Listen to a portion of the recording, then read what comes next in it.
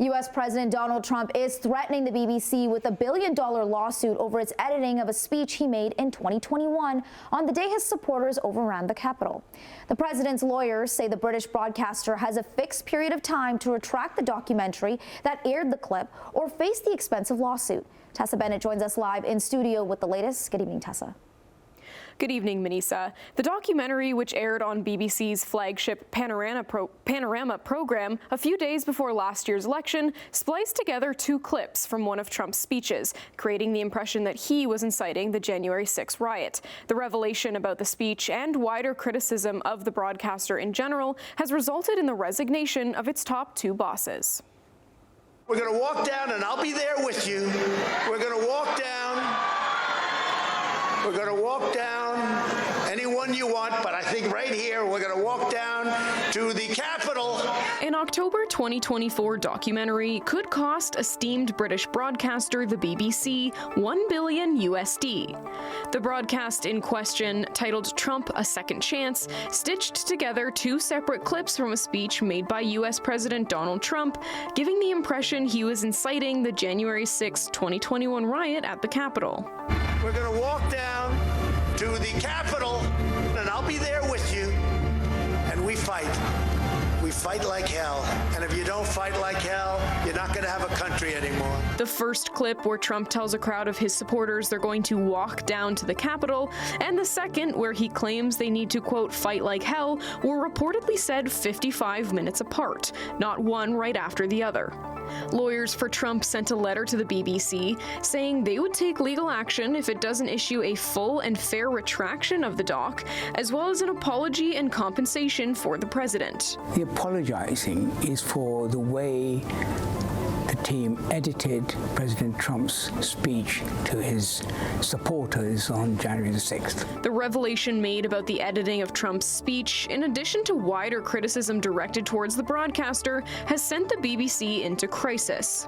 It was public. We discussed it. And indeed, the reservations and the idea, there were some people on the board who felt very strongly it was wrong. Others defended it. It was discussed at Panorama, so they knew about that.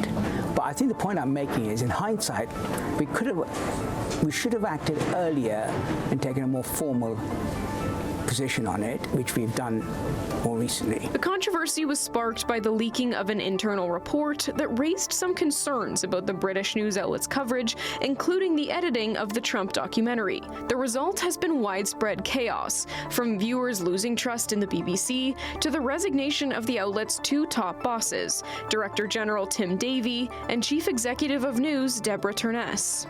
Deborah, have you found the BBC?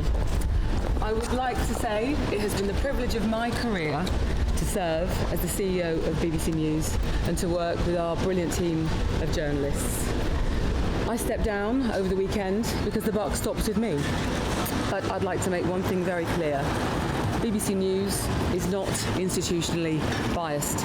That's why it's the world's most trusted news provider. While BBC Chair Samir Shah apologized for the editing of the footage, acknowledging it was an error of judgment, he denied claims of systemic bias in the organization's reporting. And as news organizations have become smaller, the ability of people inside the organization to say, wait a minute, maybe this is not the right approach. Have we thought about something else? In an organization like the BBC, which has fewer ways of overseeing what goes on the air or on their website than they once did. I think this is an example of a lack of good management. This is just one of several lawsuits brought against media companies by the Trump administration.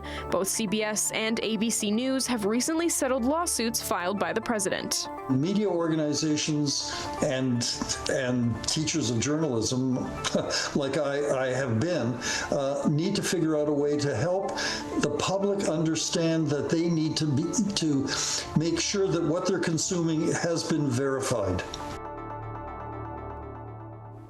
The letter from Trump's legal team directs the BBC to pull the documentary in full by November 14th if the broadcaster wants to avoid the costly legal action.